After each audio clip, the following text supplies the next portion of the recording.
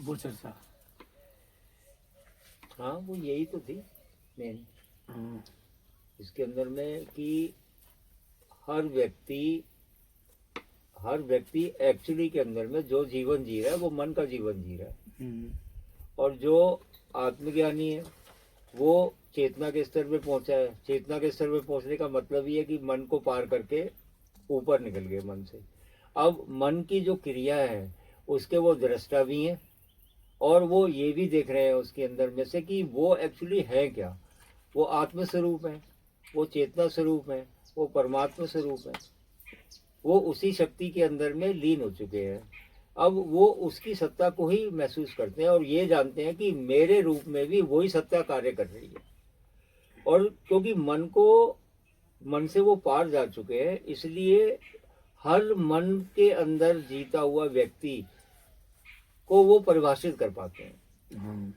वो उसको समझ पाते हैं तरीके से कि ये किस स्तर पे है, मन का ऐसा कौन सा भटकाव है जिसके अंदर में ये आदमी फंसा हुआ है। लेकिन उसको निकालने की भावना भी रखते हैं, क्योंकि करुणा जब आत्मा को आदमी अनुभव कर चुकता है, आत्मज्ञानी हो जाता है, तो ऑटोमेटिक उसके अंदर में करुणा जागृत हो जाती है कि वो हर जीव का चाहता है कि उद्धार हो जाए।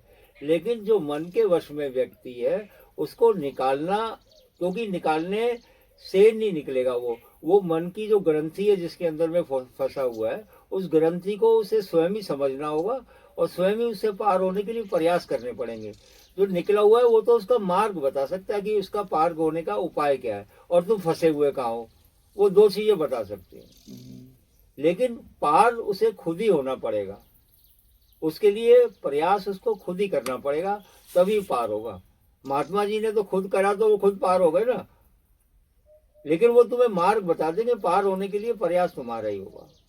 इसलिए क्या है कि वो ज्ञानी व्यक्ति जो है, हर व्यक्ति के आवरण के अंदर में जो दुबका हुआ मन है, जो वर्क कर रहा है, जो उसको चला रहा है, वो उसकी प्रकृति को अच्छी तरीके से जानते हैं। तो वो ये बता देंगे कि तेरे बंधन क्या है, कहाँ पे फंसा हुआ है और किस तरीके से निकल सकता है, क्योंकि वो भी निकले हुए हैं, इसलिए उन्हें बताने में सहजता रहती है उसके अंदर में। अब उनके ऊपर में विश्वास कितना कौन कर पाता है या प्रयास कौन कितना करता है, वो उसकी अपनी अपनी अपनी भावना और लगन पे निर्भर करता है। जिस स्तर का वो प्रयास करेगा, जितना दृढ़ विश्वास होगा, जितना जितना उसको जो है प्रारब्ध में कह लो चाहे तो, जितना उसने प्रारब्ध के अंदर में जो तपस्या करी है उसके अनुसार ही वो आगे प्रयास कर पाएगा और वो पार हो जाएगा। हाँ, तो यही कई बार हम वहाँ वो पूछते हैं तो हम कह देते हैं कि भाई ऐसा है कि मेन चीज़ है कि साधु संत का क्या है कि भाई जब कोई तुम बात करते हो, एक एक शब्द पूछते हो, एक एक बात को कहते हो, तो उस एक बात को लेके वो तुम्हारी पूरी हिस्ट्री, पूरी गणना निकाल सकते हैं। ऐसे ही एक ज्योतिष शास्त्र भी उसी पे डिपेंड हो, ज्योतिष शास्त्र इसी पे डिपेंड है कि डेट ऑफ बर्थ डाला, ये डाला, क्योंकि ये एक कला कह दो चाहे विज्ञान कह दो, विज्ञान मतलब लेकिन विज्ञान एक कला, मतलब एक विज्ञान कह दो, कला कह दो, कुछ भी। हाँ, पढ़ के नहीं आया हुआ, अपने अंदर से प्रकट हुआ ज्ञान है, ये अपने अंदर से प्रकट हुआ। लेकिन जो ज्योतिष ही कह दो तो ये एक ऐसा है जो कि थ्योरिकल वहां से उन्होंने लिख के आत्मज्ञानियों ने लिख के दे जो दिया, मतलब जहाँ से जिस तरीके से चला आ रहा है वो एक प्रणाली है। बिल्कुल। लेकिन एक संत अगर बता देते करते हैं तो वो एक ये कि वो उस चीज को अपने अनुभव से वो जाना किया तब वो बता रहा। बिल्कुल।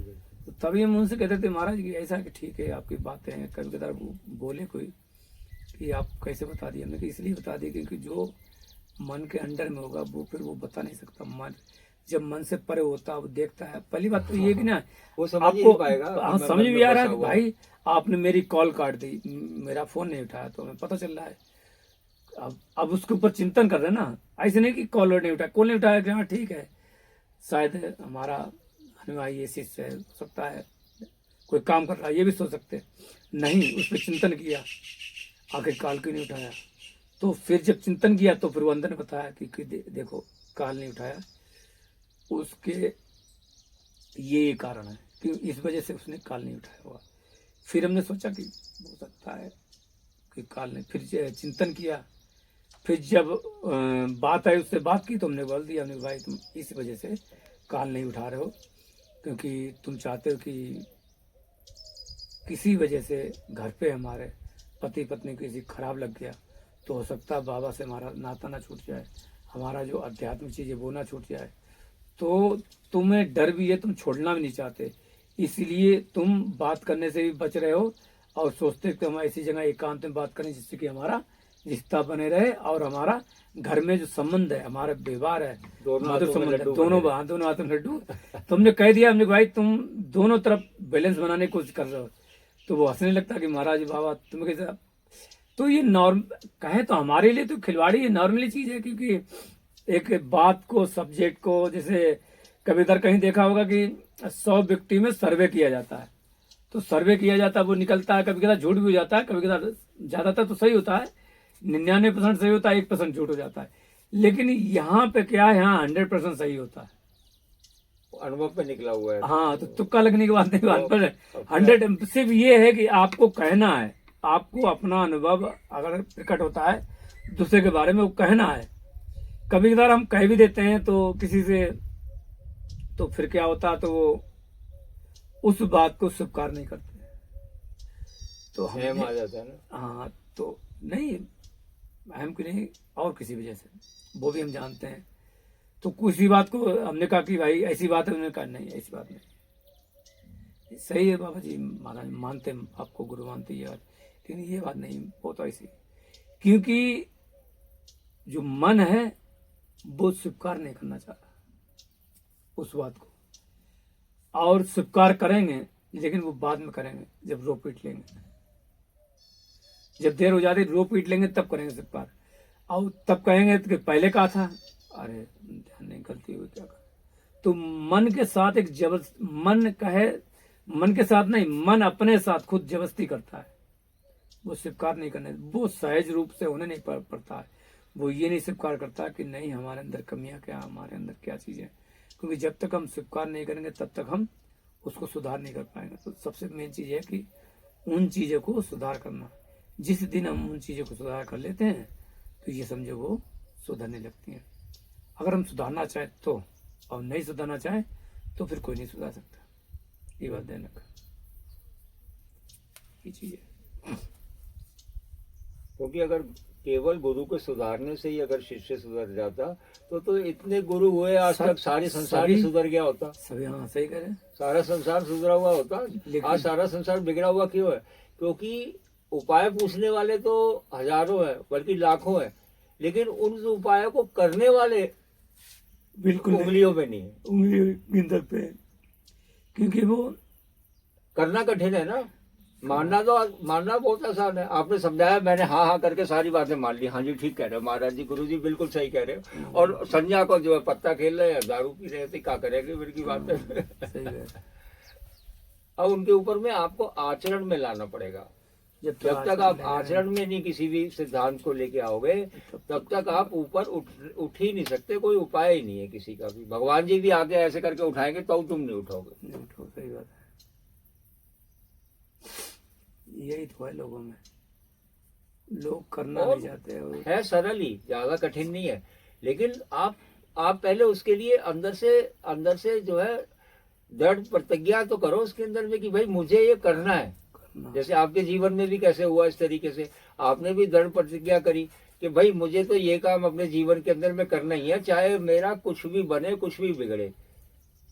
सारी चीजें एक तरफ, और वो कहते नहीं खुदा की खुदाई एक तरफ और जोरू का भाई एक तरफ, पुरानी कहावत। तो एक सिद्धांत बना लेता है आदमी जब कि मुझे ईश्वर को पाना है, उसके बदले में मुझे कुछ भी, हाँ, कोई कीमत देनी पड़ जाए, देने को तैयार है, लेकिन हम पा करेंगे। उसके लिए झिझक ही नहीं है कोई भी। लेकिन लक्ष्य ये है कि हमें ये प्राप्ति चाहिए अपने जीवन के अंदर में, और वो पा भी लेता है जिसकी दृढ़ प्रतिज्ञा है और सच्ची है, जिसकी भावना अंदर से निकली हुई है, हृदय से प्रकट हुई है। वो हृदय से प्रकट का मतलब ये भी है कि ईश्वर ही उससे प्रेरणा देते हैं, ईश्वर ही मार्ग दिखाते हैं। इस तरीके से भी आप उस बात को कह सकते हैं। तो सोई जाने जेहु देहु जनाई। तो जिनको ईश्वर जो है जनाना चाहते हैं उसकी बुद्धि मति वैसी ही कर देते हैं उसके अंदर में, वैसी ही उसको प्रेरणा मिलती है और वैसे ही उसके प्रयास भी होने शुरू हो जाते हैं। दोनों तरीके से बात एक ही जगह पहुंचती है। लेकिन जो सार है, सार यही है कि प्रयास अपने स्वयं के स्तर पे करने पड़ेंगे। दूसरा, अपने प्रयासों से ही कोई भी सफल होगा। हम सिर्फ बातों से सफल नहीं हो सकते, हमें वो आचरण में ढालना पड़ेगा और अपने स्वभाव के अंदर में उसका पालन करना होगा जीवन के अंदर। तब जाकर तब होने की संभावना है, इसके अलावा तो संभावना ही नहीं है। क्योंकि हम लोग कितना भी बताएं, देखो समझाएं, मेन चीज क्या है कि पहली बात तो मेन चीज हम बताने समझाने की इच्छा नहीं होती है। मतलब एक स्वभाव ऐसा हो गया कि अब जैसे आ गए, तुम आ गए तो सही है, आ गए तो ठीक है, जैसे चल रहा है देख लो, समझ लो और दिनचर्या समझ लो। लेकिन कभी कभार सबको समझाने की इच्छा नहीं होती, क्योंकि मन में हमारे बैठ चुका है। लोग आचरण नहीं करते ना, सिर्फ बातें करते हैं। समस्या ये आती है और सारी। हम अपना पूरा दिन लगा दें, हमने अपना खाना छोड़ रखा है, कोई और काम छोड़ रखा है, किसी की तो आप देखो ना, अभी जैसे जो चचा हुई थी कुछ समझा रहे थे, तो अभी हमने पाया नहीं था, और फिर भी हम उसको देने के लिए चलो भाई हो जाए, 1:30 बज जाएंगे, खाना लेट हो जाएगा, कोई बात नहीं, पर इसको समझना चाहिए। वो समझने के तैयार नहीं, वो अपने एक ना एक बात पे वो था कि नहीं वो क्या कर रहे हैं, हमारे गुरुजी क्या कर रहे हैं, ये क्या कर रहे हैं। तो जब हमें तो पहले से पता है, हमें ये बात 2018 में जब हम फेसबुक प्रवचन किया करते थे, तो हमने क्या किया, तो उस समय प्रवचन क्या करते थे, तो 2 महीने बाद ही हमारे मन में आ गया कि भाई ऐसा है, ये कोई समझना नहीं चाहते। और हम ऐसे हैं, हम जो अपनी बता रहे, हम ऐसे हैं कि हम किसी को बताना नहीं चाहते। अगर वो करेगा, समझना चाहेगा तो हम बताएंगे। हम बेफालतू मुंह से बक बक बक बक करें, हमें कोई उपलब्धि, कोई यश कीर्ति, कोई पद वगैरह नहीं चाहिए, हमें ये करना ही नहीं। तो इसलिए हमने वो चीज उसी समय बंद कर दिया था, इसलिए वो चीज हम महसूस कर लिए तब। इसीलिए मैं सोचा इस चीज से सब बेकार चीज, ये सब बेकार चीज लोग समझना नहीं चाहते। क्योंकि लोग को क्या है, लोग ज्यादातर कहीं ना कहीं आकर्षण से आकर्षित होके भी गुरु संत उनके पास जाते हैं। जो चीज जहाँ चाहिए उन्हें पता ही नहीं हमें क्या चाहिए क्या नहीं, तो वहां भी नहीं जाते हैं। जहाँ पे वो बात कर सकते हैं, सब कर सकते हैं, उनके पास उनको हल मिल सकता है, बहुत सी चीजें जान सकते हैं, वहां तो वो जाते नहीं। जहाँ कुछ नहीं मिलना है, यानी सिर्फ उन्होंने बोल दिया, अब वो समझ में आए ना आए, उस चीज को समझ नहीं पा रहे हम सही से। उन्होंने बोल दिया प्रवचन ने, हम जान लिया, अब हम प्रश्न कर रहे हैं तो उसका उत्तर कौन दे। क्योंकि कहते ना कभी कतार होते हैं, पहले जो ऋषि मुनि हुआ करते, साधक संत हुआ करते, तो उनके साथ में 1 2 3 4, जैसे गुरु नानक जी थे, उनके साथ मर्दाना एक और थे, 2-3 टोली रहती थी उनकी। अब कहीं जाते थे, भ्रमण करते थे। बुद्ध के साथ में भी 4-5 लोग नहीं थे, तो उनके वो व्यक्तिगत रहते थे, वो ही सीखने वाले होते थे। बाकी तो ऐसे ही उन्हें प्रचार प्रसार कर रहा कि हाँ चलो धीरे धीरे हो जाएगा, धीरे, लेकिन वो पक्के होते थे, वो कर लेते थे। हमारी आदत ये रही कि ऐसे ही को सिखाएंगे, ऐसे कोई बताएंगे, वरना कोई मत। तो क्या मतलब, काय बक बक करें, परेशान करें, एनर्जी वेस्ट करना बेकार होता। मौन रहो तो ज्यादा अच्छा होता, इससे बढ़िया कुछ ना बोलो, मौन रहो ज्यादा अच्छा। वो अपनी शक्ति अपने में रहती है, ज्यादा बोल के भी सब बेकार होता है। इसीलिए बहुत लोग मौन हो जाते हैं आत्मज्ञान के बाद, मौन हो जाते। ये नहीं, कारण यही हमारा है, क्योंकि वो जान जाते हैं, सब सत्य जान जाते हैं। क्योंकि सबके दुनिया सब ने देखी हुई है, सब जानते हैं। सबको दोनों हाथों में लड्डू चाहिए, चक्कर ये संसार भी चाहिए और अध्यात्म भी चाहिए। वो त्याग है नहीं, और बिना त्याग के कुछ मिलेगा नहीं। सबसे यही कहते हैं कि बिना त्याग के तुम्हें उस सत्य का ज्ञान नहीं हो सकता। तो चक्कर जब त्याग की बात कहते हैं, तो वो कहते हैं त्याग माने यानी कि घर छोड़ना, संसार छोड़ना, बीवी बच्चों कर्तव्य छोड़ना, ये छोड़ना, वो इसमें आ जाते। अब मन से छोड़ना है। हाँ, अब वो त्याग भी नहीं जानते, फिर वो यही आ जाती है।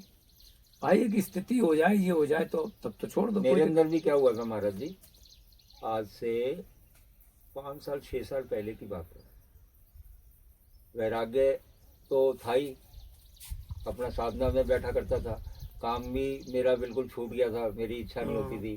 ध्यान के अंदर में ही जो है दिन में 6-6 घंटे 8-8 घंटे अपना ध्यान के अंदर में ही रहना, और फिर सारे महात्माओं को पढ़ना, सारे सारे संत पुरुषों की जीवनियाँ पढ़ना, और ये मतलब जो कुछ भी पढ़ने का इतना शौक था कि मैं 20-20 घंटे पढ़ता था रात में।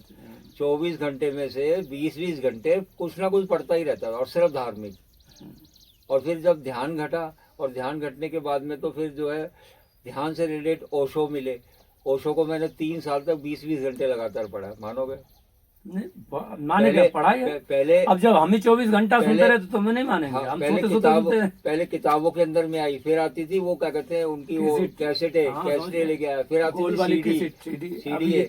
अब ये लोग वो उस जमाने में हमने जब चालू किया तो यही पहले कैसेट थी, फिर उसके बाद 2000 में सीडी आई है, तो सीडी हुई। लेकिन उससे पहले वो उसी समय कृपालु जी महाराज से भी जुड़ा मैं, साल 6 महीने उनको बहुत सुना मैंने। उसके अंदर में बड़ा आनंद आता था उनको सुनने भाई।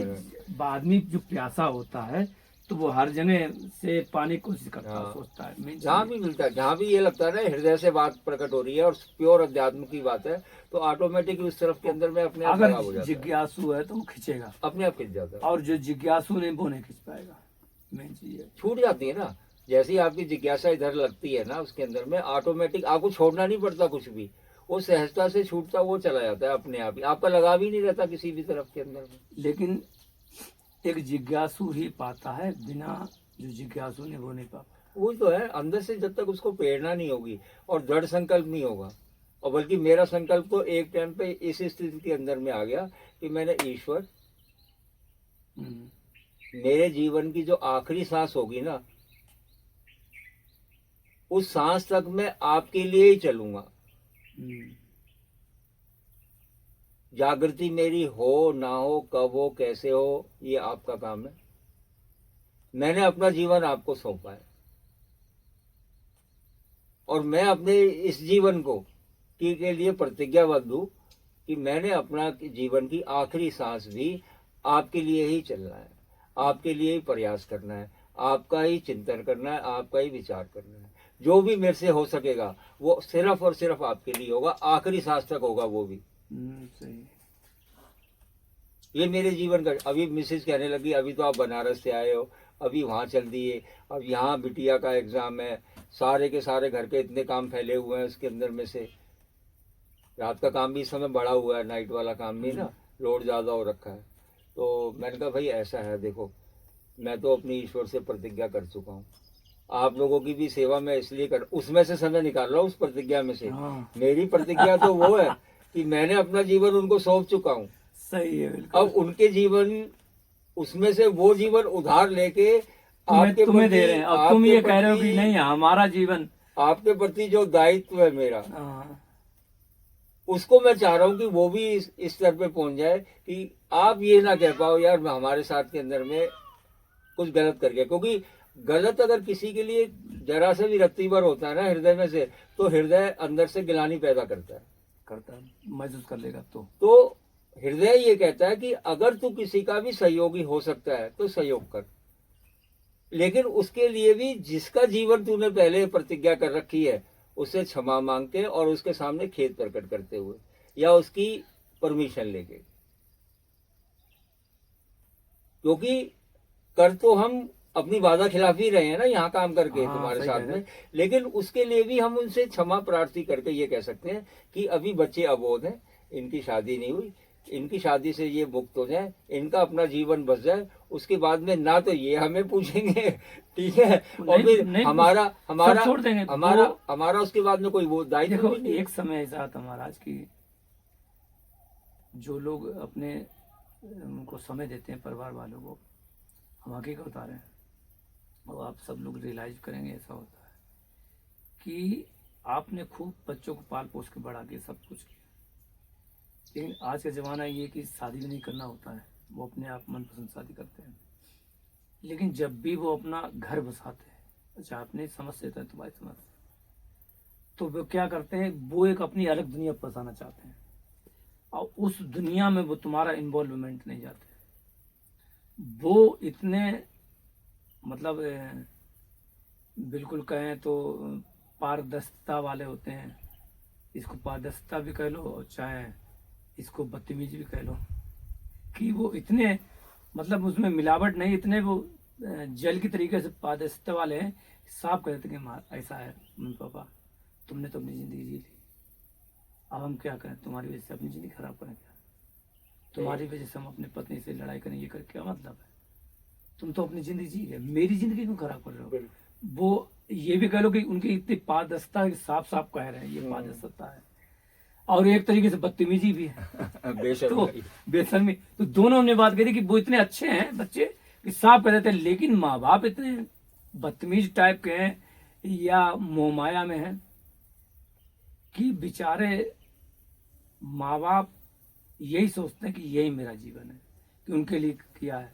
वो ना तो अपना भला कर पाए, ना ही बच्चों को संस्कार अच्छे दे पाए, और ना ही वो जाने हम आए जन्म किस लिए लिया। तो उनकी दुर्गति होती है।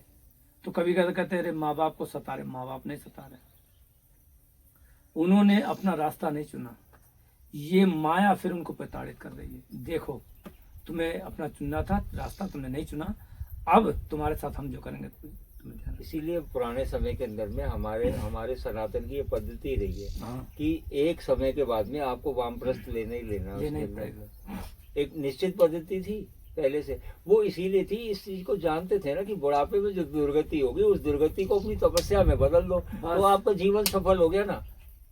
क्योंकि बुढ़ापे में समय समय होता है और सब तरफ से हमारा अनुभव हो जाता है, तो कहीं मन भागता नहीं, ये नहीं करता, तो समय ज्यादा लगता है, कॉन्सेंट्रेट ज्यादा होता है। और ऑटोमेटिक आपने संसार को पढ़ लिया। पहले तो आपने जब माया में थे, बचपन में थे, जवानी में थे, देखेंगे तो समझेंगे, एक जिज्ञासा थी संसार के प्रति, लेकिन वो जिज्ञासा का भी शमन हो गया अपने आप ही। आपको समझ में आ गया कि आप जिसका भला कर रहे हो वो तो तुम्हारे गुण गा रहा है, और जिसका तुम्हें गलती से भी अगर अहित हो गया वही तुम्हारा दुश्मन हो गया।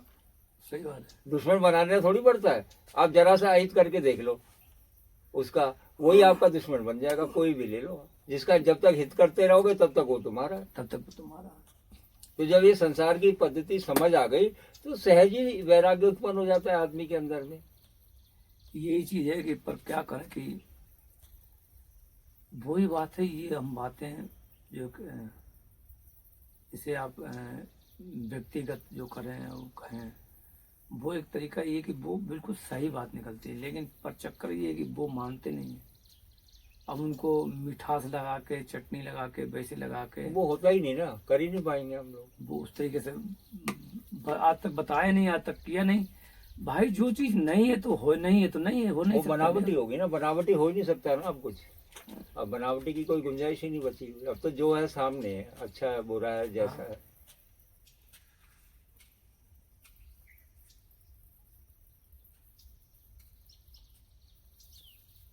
आज से जब 12-13 साल पहले जब मैंने ध्यान शुरू करा था, तो जिनके साथ मैं रहा करता था, जो ओशो के वो थे संचालक, मंच संचालन वगैरह करते थे, बड़ा प्रेम मानते थे मेरे साथ के अंदर में ना।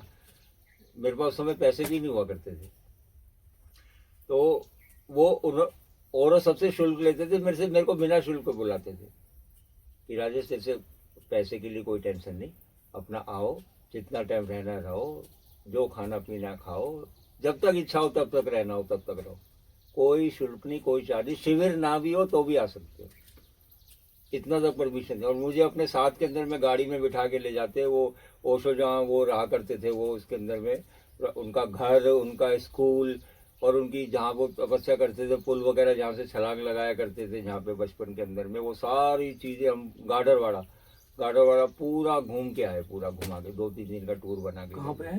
गाडरवाड़ा ये तुम्हारे MP में पड़ता है। वहीं उनका स्कूल है, वहीं उनका पुराना घर है जहाँ उनका जन्म हुआ था, वो घर आज भी बना हुआ है। अब वहाँ कोई रहता नहीं है, लेकिन ओशो जो प्रेमी है वो लोग जाते आते हैं। तो कहने का मैं क्या कहना चाह रहा था, हाँ, उस समय के अंदर में एक बात उन्होंने बताई थी। अच्छा एक चीज है, ये थोड़ा हो गया, अभी याद कर लेना क्या कह रहे नहीं आ गया कि जो भी ज्यादा हमने देखा संत महापुरुष हो, कुछ हो, उसके घर खंडर क्यों हो जाता है? मतलब यानी कि मिलती ना वैसी विरासत, वैसी नहीं मिलती, मतलब वहां पर कोई रहता नहीं। हकीकत बात है, ये प्रैक्टिकली बता रहे हैं। हम अपने घर की बात कहें, जन्मभूमि की, तो वहां भी कोई नहीं रह रहा है। आपकी बात से ध्यान आ गया, आपने कहा कि प्रेमी जाते हैं खंडर सा है, और हमारे बाबा महाराज हैं वहाँ भी उनका भी ऐसा है, किसी किसी का है, वरना ज्यादातर मैंने देखा है संतों का ऐसे ही है। तो संत की जो जन्मभूमि है वहां कोई नहीं रहता, बिल्कुल शांत मिलेगा, वैसा मिलेगा, बिल्कुल धरोहर वैसी मिलेगी।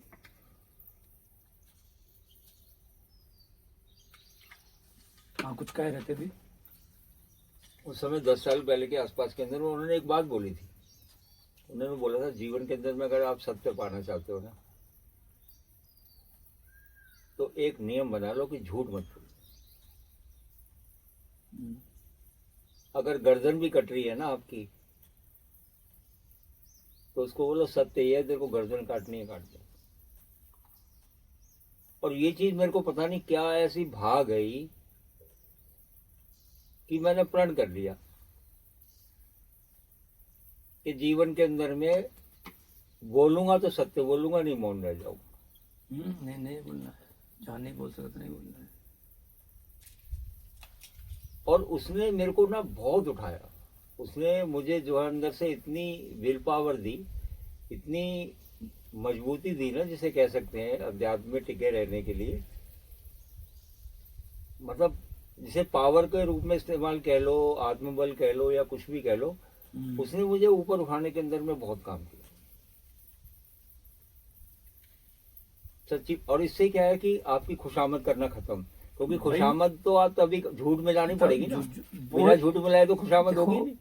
यही तो हमने आपसे जैसे अभी चर्चा की थी हमने कि भाई माया मंदिर स्थिर धरती हुई व्यवहार, ये साधु को जब मिले जब रूठे करता।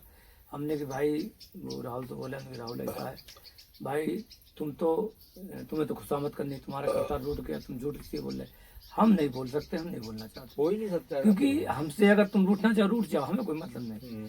अभी जैसे वो उनका फोन आया था तो एमपी से, तो हमने उनसे कह दिया भाई पूरी दुनिया में आग लग जाए मुझे कोई मतलब नहीं, चाहे हमारे अंदर आग लग जाए, हम मर जाए, हमें कोई मतलब नहीं, हमें कोई परवाह नहीं किसी चीज की। हम अपने मस्त हो जाए, रहे तो रहे, ये धरती रहे तो रहे, और मिट जाए तो मिट जाए, हमें इससे कोई फर्क नहीं पड़ता रत्ती भर।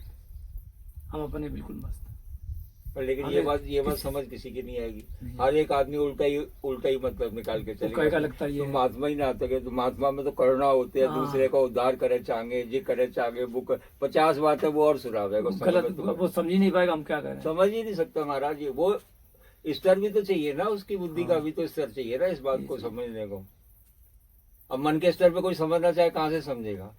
हम क्या कह रहे, अब हम क्या कहना चाह रहे, हम कहना चाह रहे हमें पता है, लेकिन हम शब्द, वही बात है महाराज की कभी कदार ये वेद में भी इसलिए नीति कह दिया कि अगर हम उस सत्य को बताना चाहें तो शब्द के द्वारा नहीं बता सकते। दूसरा एक और, क्योंकि वो शब्द ही नहीं पहुंचते वहां तक, शब्द उसको नहीं पा सकते हैं, तो जब शब्द नहीं पा सकते तो हम बताएं कैसे। इसीलिए कह दिया गया कि वो प्रेम या वो प्रभु क्या है, गूंगे का जैसे स्वादन, गूंगे जैसे गूंगा को गुड़ खवा दो, उससे पूछो कैसी तो वो करेगा। तो कहने मतलब अभी जैसे बताना चाहे तो हम कहेंगे कुछ, उसका भाव कुछ होगा, लेकिन समझ नहीं आएगी, समझ नहीं आएगी, क्या करें। गुणी गुणों में बरतते हैं ना, ये भी तो एक वो ही है कहावत। गुणी मतलब जब तक आप प्रकाश नहीं होगे तब तक आप प्रकाश को समझ ही नहीं पाओगे कि प्रकाश है क्या चीज। मतलब ईश्वर होने के लिए आपको ईश्वरी गुण जब तक आपके अंदर नहीं होंगे तब तक आप ईश्वर को भी नहीं जान पाओगे कि ईश्वर क्या है। जैसे जो प्रकाश की आप बात कर रही कि जैसे मान लो अभी कमरा है और कमरे घर में अंधेरा है, ठीक है, आपको चीज नहीं दिखेगी, कब तक नहीं दिखेगी, जब तक कि रोशनी ना हो जाए। एक रोशनी कहाँ चाहिए, वहां, और एक रोशनी यहाँ भी चाहिए। अगर कमरे में रोशनी है और तुम्हारे यहाँ रोशनी है तो अंधेरे अब बात समझे, दो ठीक है, हमने कमरे में रोशनी कर दी, अब तो आप देख लो। बिल्कुल, देखे कहाँ से, वो गुण भी तो चाहिए ना, जो गुण उसके अंदर है वो गुण आपको आपके अंदर भी होना चाहिए। आप पता चला कोई सुविधा नहीं बोलना चाहिए, कोई बोले नहीं रोशनी आँख की आँख चली गई खराब है, तो उसे कैसे दिखाई दे, क्योंकि उसकी तो आँख ही खराब है, वहां रोशनी